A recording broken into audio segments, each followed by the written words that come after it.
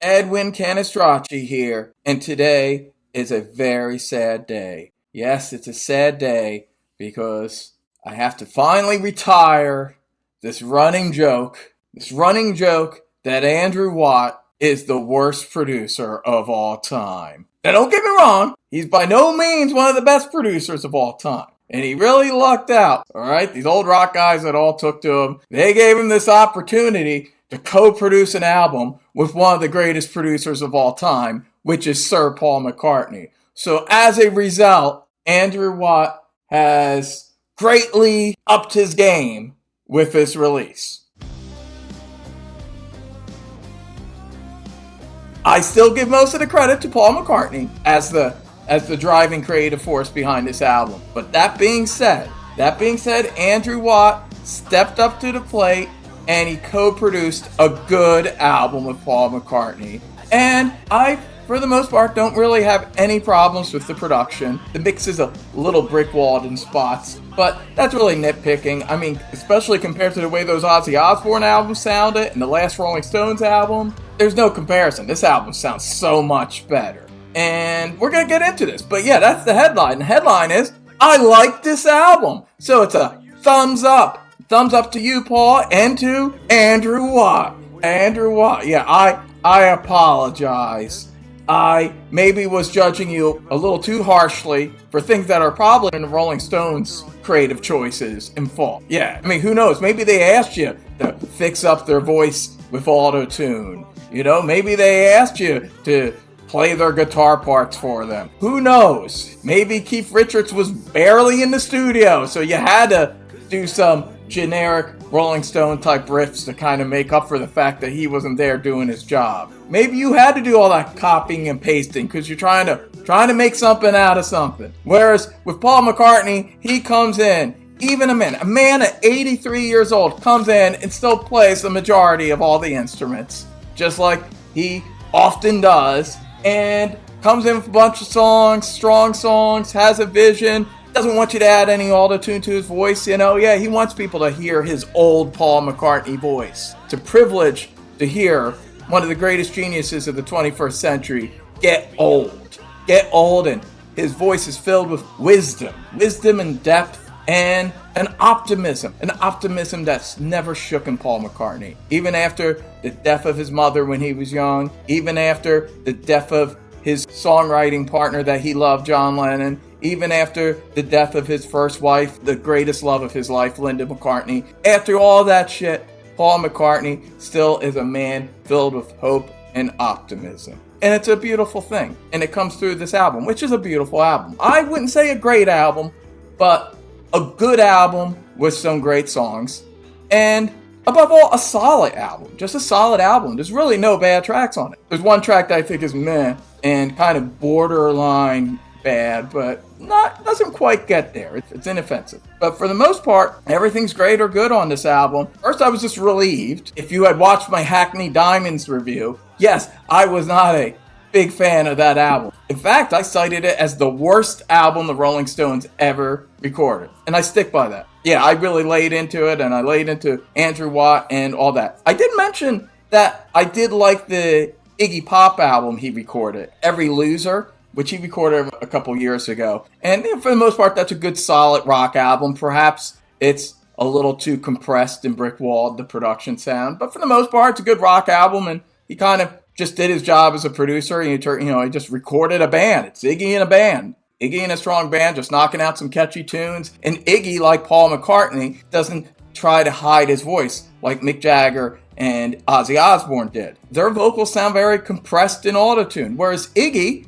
and Paul McCartney, because I guess they're just more straight-up guys that aren't hiding their age, they allow their voice to be all gravelly and weathered, and they're not trying to pull one over on you. It's just like, even look at Paul McCartney now, when he's out performing and promoting this album. It's Paul, gray-haired, old Paul, and he's not hiding it. He's not hiding it. Whereas the Rolling Stones, oh, look at that new video they did for that really subpar song that I'm not a fan of. In the Stars, oh my God, that chorus, it's horrible. As horrible as anything on Hackney Diamonds. Yeah, I won't be buying that album. But even worse is that video where it's like the AI young Rolling Stones dancing around for a bunch of like hipsters. It's horrible. It's horrible. It's just like, dudes, be proud of your age. Be proud of your age. And I don't know what's going on with Keith Richards. You would think he'd be a straight up old dog that wouldn't allow for this nonsense. But yeah, he does. I guess it's just a paycheck to him. He lets Mick Jagger run with this and do all this lame stuff. Not a fan. But I am a huge fan of Paul McCartney, and I'm so happy that Paul McCartney, even though using the same producer, is not succumbing to that. He's not succumbing to making empty throwaway pop music, weak-ass choruses like In the Stars. He's not doing AI Young Paul videos. It's, it's old Paul. It's sincere. This is a very sincere, authentic album. It's the real deal. Similar to the kind of albums that Bob Dylan and Iggy Pop have been making as elder statesmen. Again, I wouldn't say I love this album. I like it, but I'm thrilled that I like it. And I like it a lot. I think it's a really good album. So let's get into it. I'm just going to go track by track, and then I'll do a little wrap up at the end. As You Lie There. Oh, yeah, that's right. I remember looking at the credits for this, the writing credits, and I saw that Andrew Watt co-wrote a handful of songs. Most of them are sole Paul McCartney compositions, but there are a handful of songs that do have Andrew Watt as a co-writer, including this first song. And I was a little worried because I really did not like those songs he co-wrote with the Rolling Stones. However, this is the best song on the album. Whoa! Andrew Watt co-wrote with Paul McCartney my favorite song on the album, As You Lie There. I was not expecting this song on this album. I was not expecting this song. The only song I heard was the first single, Days We Left Behind, which did give me hope that this was going to be different from Hackney Diamonds because it just sounded like old Paul. It sounded like a song that could have been on any of his last few albums. Even if I thought the song itself was a little underwhelming, more on that later, it gave me some hope. But still, I thought this was going to be a very innocuous kind of safe album. And I was not expecting a song like As You Lie There, which is a crazy, bonkers, gonzo, weirdly sweet and dark at the same time stalker song. Yeah, it's like No Reply. The Beatles' No Reply, which opened that album, Beatles for Sale. This is a straight up stalker song where Paul McCartney's strolling through the old neighborhood, or maybe this is like the young version, or perhaps it's not even Paul, perhaps it's a character. But essentially he's staring in to this room where this woman is, staring into this room where this woman is, and he's imagining, it's kind of kinky, he's imagining, very voyeuristic, and he's imagining what it'd be like to be up there and wondering if she's thinking of him, and all that kind of stuff that stalkers think about. And it's great. And the thing is, when it gets into the chorus, he does full-fledged screaming Paul. Yeah, Paul's doing full-fledged screaming Paul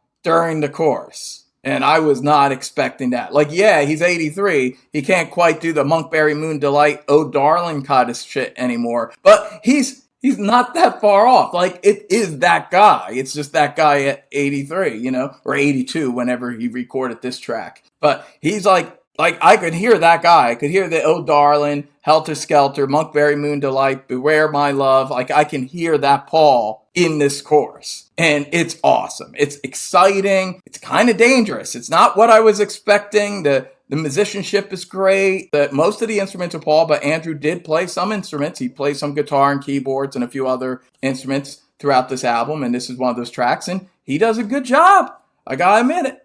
I give credit where credit's due. Like, there are parts where I don't really know if it's Paul or Andrew playing the guitar. So credit to Andrew Watt. So gotta give him credit. This song's a banger. I love it. It's a great song. Definitely my favorite song on the album. When the first time I listened to this album, I was a little let down afterwards because there's never a song quite as exciting as this again. There's never a song quite as exciting as this song again on this album. But this album goes to a lot of places. And it goes to some very meaty and substantial and some beautiful places. So ultimately, I'm very happy with the sequencing and the songs. And I feel like this is going to be a grower. I feel like I'm going to appreciate this album more as the months and years go by. But this one's a banger. Then there's Lost Horizon. Love that. That's a good, catchy, straight up rock song. It sounds like kind of something that could have been on Flaming Pie. And that's a great thing because Flaming Pie is a great album. Really good, catchy, good second track. Days We Left Behind. Yes, that first single I was talking about before. As a single, I found it underwhelming. But on the album, and after the two more rowdy rock songs, this song comes in perfectly. It's just when you want bittersweet, folky Paul. Comes in perfectly, and it's a beautiful little song. It's a beautiful little song. I still don't think it was perhaps the best choice as the first single, but as an album track, I really like it, and I like its placement. Then we have Ripples in a Pond. Ripples in a Pond. I love this song. Another great song. And very interesting track. Very short. Another thing, a lot of these songs are really short. Kind of how Paul and John wrote in the Beatles. Very short, concise statements that feel like fully fleshed out songs that go to a lot of interesting places, but still this song clocks under 3 minutes. It's only 2 minutes and 43 seconds, and this song goes to a lot of places. It's a little progressive and a really cool, very British too. Paul's definitely leaning into the British side, which I talked about in my Paul McCartney ranking video, aka a Macarama video, and you should definitely check that out. And I'll talk a little bit about that and where I would rank this album at the end of this video. But yeah, he did certain albums like London Town and Tug of War, which I felt had a lot of Britishness. And this song definitely has that, and there's a lot of Britishness throughout this whole album. I don't know if Britishness is a real word, but I am a writer, so I got creative license. I'm making it a word now. After that, you got Mountaintop. Whoa! Another great song. I love it. This is a full-fledged psychedelic rock song. Yeah, now this is something that would be like on Driving Rain, which I'm a fan of that album too. So, hey, not a bad thing. And Mountaintop is a great, adventurous, psychedelic rock song. Again, not that long. Paul shows that you can be progressive and do a lot of cool things without just making the song long and boring. Like, he does it. They do some cool guitar work, still clocks in under 4 minutes. I love a lot of the stuff they do at the end. Him and, again, I gotta give credit where credit's due. Him and Andrew Watt do some cool jamming at the end. I really dig all the guitar effects and different psychedelic effects of the song. And it's always tuneful. Paul's always tuneful. This man's gonna be tuneful until his last dying tuneful breath. We Too. Not Me Too. We Too. Another song he co-wrote with Andrew Watt, and it's a good song. It's catchy. I love the verses, that really cool melody, and it's got a nice flow. Some of this stuff sounds like a natural follow-up to New or McCartney 3, and that's a really good thing because I love both those albums. This is Paul McCartney. He's still there, and Andrew helped him write a really great song here. It's really catchy, and it's just a really catchy, cool pop rock song. I dig it. There's Come Inside, another one he co-wrote with Watt, and it's another good song, a catchy, fun pop rock song. Got some nice piano there, some good rocking guitars, catchy chorus. In some ways, he's making music that reflects his age. There's dignity in it, especially when we get to a couple of the later tracks. And I said this in my Macarama when I was talking about New in McCartney 3, like he's also still engaged with popular music and he's still lively as he can be at this age. And he's not above just writing a catchy, fun, poppy song. And he does it effortlessly and authentically. Like, that's a difference. Like, we all know Keith Richards doesn't like pop music. He's never liked pop music. He especially doesn't like contemporary pop music. And Mick Jagger can't really play an instrument. I mean, yeah, he can play a little guitar maybe, but that's about it. I mean, he's not a musical virtuoso like Paul McCartney. So whether or not Mick Jagger really likes modern music or not, and maybe he does, he can't create it without relying too heavily on producers. Whereas Paul McCartney comes in and he is organically and authentically invested. McCartney is a popsmith. He just loves writing a catchy tune, a good hook, a good melody. That's his thing. That's always been his thing. Going back to I Saw Her Standing There. That is his thing. So it doesn't sound like an older guy just trying to sound hip with the kids or write a hit. Like, this is who he is. It's from his soul. That's good. Never Know, my second favorite song on the album. And what do you know? It's another one he co-wrote with Andrew Watt. Second favorite song on the album. A very uniquely Paul song. Just this vaguely psychedelic, dreamy, wistful pop rock song. Kind of straddles the line between a ballad and psychedelic. This has a really unique Paul McCartney quality. I also said this on the Macarama video, that there's just some songs that sound like only Paul McCartney could write them. Although this one has a little shades of Brian Wilson, especially when they do the vocal harmonies, and it's like a bunch of little Pauls. Maybe there's an Andrew Watt or two in there. I don't know, but it's mainly a bunch of Pauls. A little like he did Dear Boy on Ram. Lovely harmonies, and I love it. And I especially like when Paul starts playing the recorder at the end. I looked at the instruments, and the plethora of instruments that you see Paul McCartney plays, that he's still playing. They double track the recorders. It gives it a little bit of that London town feel, and I love it. A great song. A great song. My second favorite on the album. Okay, now this is the song that I think is the weakest on the album. And interestingly enough, it was the second single. I didn't listen to it because I have a policy where I only listen to the first single and then that's it. I don't want to spoil the album by hearing too many songs. So I resisted the urge, even though it was a duet with Ringo Starr, and I love Ringo. But I resisted the urge. I wanted to hear this song for the first time on the album. And I'm glad I did, because I would have been disappointed, especially if I'd only heard this in Days We Left Behind. Like, yeah, I get it because Ringo's on it, so they want to play into the Beatles nostalgia. But this is the weakest song on the album, in my opinion. I wouldn't call it a clunker. It's not like bad. It's inoffensive. It's just kind of there. It's a little cute. It's the only song that's kind of shamelessly nostalgic, and it's obvious that they're playing into the whole Beatles thing, and it's Paul and Ringo singing a song, and it was Home to Us. It's all right. It's inoffensive. It comes in, I guess, at a good place. The sequencing's fine. I don't skip it, but it's definitely my least favorite song on the album. If this is the weakest song on the album, not so bad. It'd probably be the strongest song on a later day Ringo Starr album. So I guess comparatively, it's not so bad. Then we have Life Can Be Hard. This is a straight up classic style McCartney granny song. Yeah, of course there had to be a granny song on this album because it's all about reflecting back to his boyhood, his childhood days when he heard music like this on the radio. This is one of McCartney's better granny songs, I think, and it has a jazzy quality and a very bittersweet melody. That melody and Paul's falsetto he's doing during the verses, beautiful melody, classic melody, a McCartney-esque melody. Really beautiful song. Then another one that's a beautiful song and so McCartney-esque, First Star of the Night. Oh, wow. It's just beautiful. It's kind of song that straddles the line with being a little too cute, a little too saccharine, a little too twee. But it straddles that line that Paul often does and doesn't quite cross it. It just sounds very wistful and beautiful. And I like it. And then we go to the last two tracks on this album, which are probably the two most powerful tracks, I think. And we really get to something a little deeper here. Salesman Saint. It's another really musically unique song. Another one very British-ish sounding song. A lot of cool instrumentation. This one actually does bring in a trumpet player that does a little trumpet line and great guitar work. Really great production. Now, I will just say one thing, and I don't want to take away. Andrew Watt did a good job collaborating with Paul on this, but Paul is one of the greatest producers of all time. Just saying.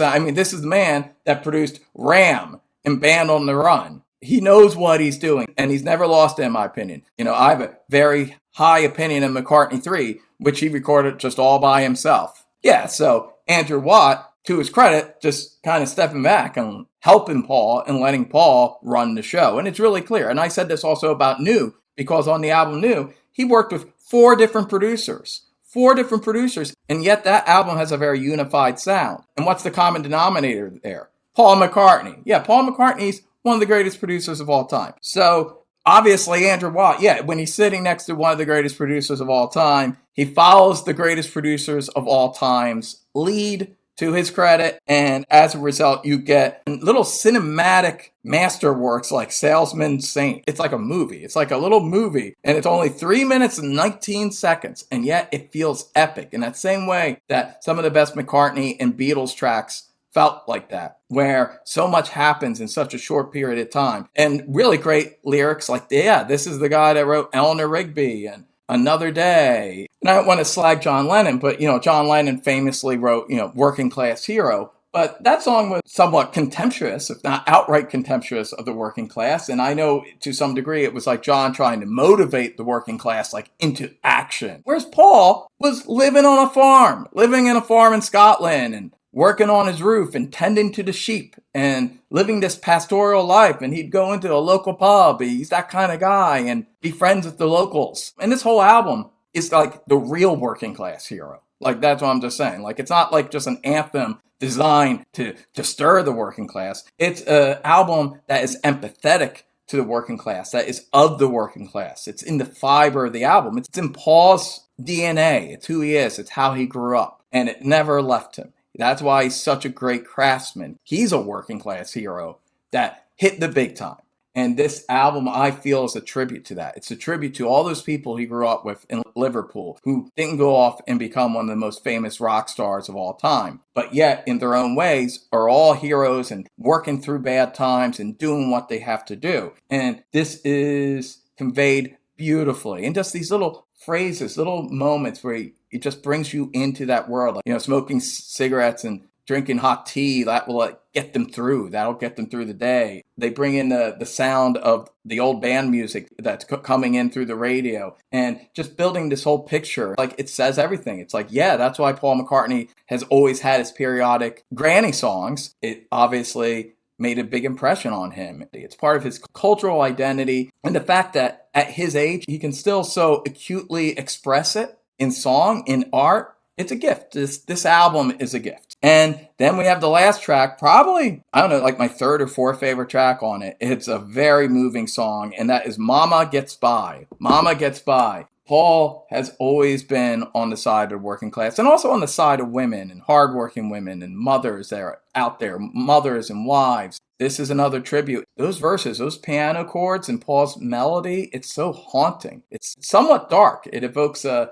Dear Friend a little bit. It's very dark and moody. And then it seamlessly transitions into brightness and hope and becomes this beautiful love letter to this woman. Women like his mother and women that he grew up around. It also evokes Treat Her Gently, Lonely Old People, which was the finale of Venus and Mars. And like that album, this is an eclectic album with psychedelic moments, pop moments, little quirky moments, some rockin' moments, some beautiful ballads, and then lands with this beautiful bittersweet song that's a tribute to women out there working hard, the women he grew up with. It's a beautiful statement. And Paul's voice, this is the thing, no fucking auto-tune. This is the voice of a man that's lived it. A man that's lived it. He's not trying to sound like Hey Jude on this. He's sounding like 83-year-old Paul McCartney. It's one of the things I loved about McCartney 3 is just Paul now, with a microphone, a piano, subtle orchestration behind him. It's a masterful piece of music that can stand up with